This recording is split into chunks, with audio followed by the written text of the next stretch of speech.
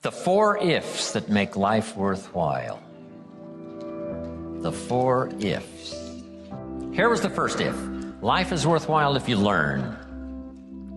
You got to know. You got to have the information. When I talk to the kids in school, that's what I say. Get the information while you're here. What you're going to do with it, that's up to you. Throw it all away, that's up to you. Just use a little of it, that's up to you. But while you're here, get it all. Right? There's nothing worse than being stupid. Being broke is bad, but being stupid is really bad. So get the information. What's really, really bad is being broke and stupid. Nothing worse than that. Unless you're sick. That would do it. Sick, broken, stupid. That's about as far as you can fall, unless you're ugly. But surely that's the ultimate negative life. Ugly, sick, broken, stupid. That is it. So you got to know. You got to have the information. So jot this down now. As I used in my notes, what you don't know will hurt you. Ignorance is not bliss. Ignorance is tragedy. Ignorance is illness. Ignorance is devastation. Ignorance is going broke. Ignorance creates a poor life. So you got to know, you got to have the information. Number 1, learn from your personal experience. One way to learn to do it right is first mess it up and do it wrong. That doesn't mean it's the end of your life, but just, clean up the mess, now do it right. From a negative experience, sometimes we learn to do the positive things that saves our life and makes us successful. They say, if you survive your first heart attack, if you survive, you may now live to be a very old person. Why is that? That first heart attack was a wake-up call. And then maybe the doctor said, another one of these and your history. And you say, wow. And you make it for the health food store. And you start reading every book you can read on health and nutrition. And you start doing the push-ups and you start jogging on the beach and doing all the stuff. And all of that change now could very well help you to live a long, long life, having been alerted in an alarm system that serves you well. Okay? So learn from your negative as well as your positive experiences. Here's the next. Learn from other people's experiences. That's how you get smarter in a shorter period of time. Somebody that's been through it for 5 years and they wrote a book, and the book, if you read it, could save you 5 years, cost $30. So you can't miss that kind of education. Best to get the information before. Yes, we can recover. Yes, we can come back, from the grave, practically. Yes, we can come back from bankruptcy and disaster and poor health. But wow, if we had the information up front that would save us some of those years of disaster, how much better that would be. So learn from other people's experiences, both negative and positive. Too bad failures don't give seminars.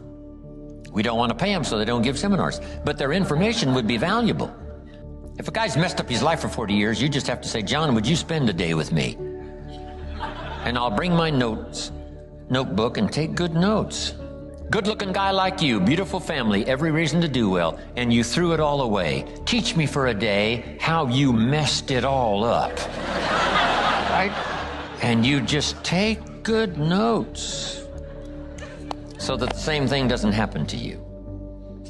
So learn from your experience, learn from other people's experiences. Here's the second if. If you try, you gotta now try something from what you've learned. We've talked about that now earlier. Take action.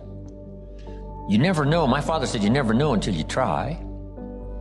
If we put the bar up 2 feet and ask the kids to jump over the bar 2 feet high, what will the kids say? Some will say, no, I can't. Some will say, easy. Some will say what? I don't know. So how are we going to find out? For everybody, you got to take a run at it and see if you can jump the 2 feet.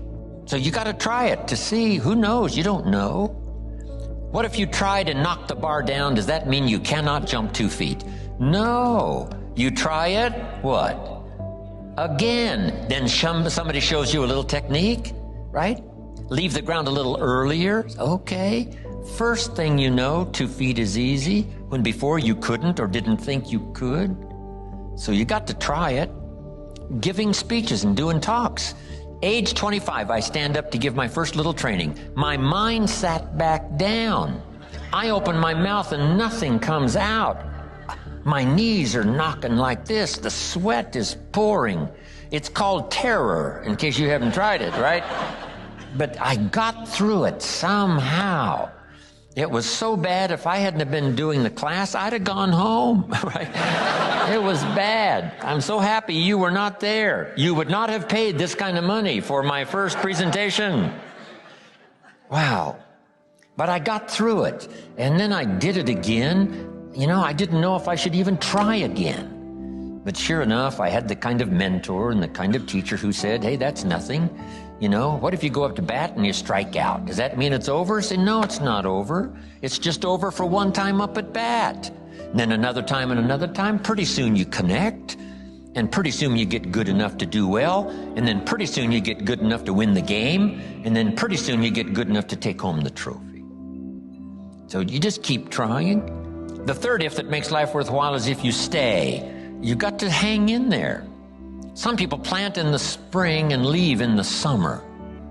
When it gets a little hot and a little uncomfortable, and it looks like the weeds are winning, and it looks like the bugs are having a feast, and you have a tendency to say, hey, I've had it with this. But the key is, if you want the harvest in the fall at harvest time, you've got to stay through the summer. Even if the harvest doesn't turn out to be good, you just see it through and then use that experience to do better planting in the spring come the next turnaround of seasons. So stay in there. If you're going to play the game, you got to stay until it's over. When you start it, see it through. See the seasons through. Then you don't have to plant anymore if you don't want to. But when you do sign up, go the distance. Here's a guy who builds a foundation and he walks off and leaves it.